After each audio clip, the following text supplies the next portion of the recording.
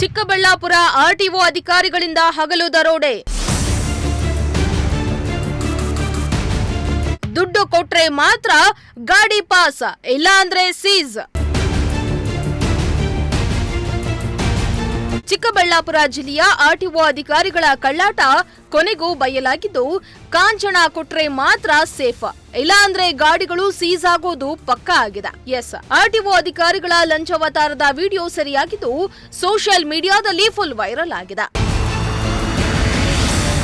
Chikkaballapur RTO ಅಧಿಕಾರಿಗಳು ಹಗಲು ದರೋಡೆಗೆ ಇಳಿದಿದ್ದು, ಒಂದು ಲಾರಿಗೆ ಸುಮಾರು 400 ರೂಪಾಯಿಯಿಂದ 1,000ವರೆಗೂ ಫಿಕ್ಸ್ ಮಾಡಿದ್ದಾರಂತೆ.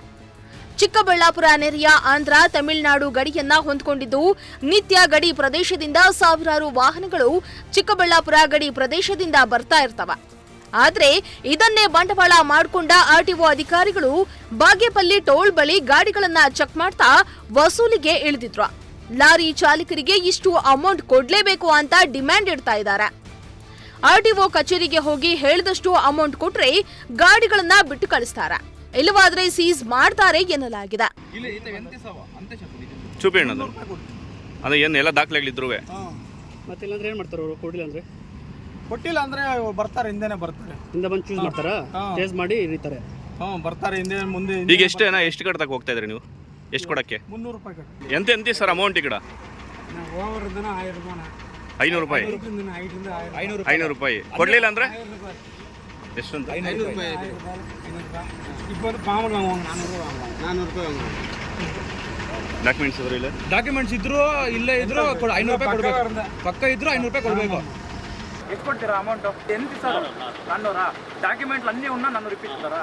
ಇನ್ನು ಇದಿಷ್ಟು ಅಲ್ಲದೆ ಒಂದು ವೇಳೆ ಲಾರಿ ಚಾಲಕರು ದುಡ್ಡು ಕೊಡದೆ ಎಸ್ಕೇಪ್ ಆಗಲು ಯತ್ನಿಸಿದ್ರೆ ಆರ್ಟಿಒ ಅಧಿಕಾರಿಗಳು ಚೇಸ್ ಮಾಡ್ಕೊಂಡು ಹೋಗಿ ಬರೋಬ್ಬರಿ 20,000 ಫೈನ್ ಹಾಕ್ತಾರಂತ.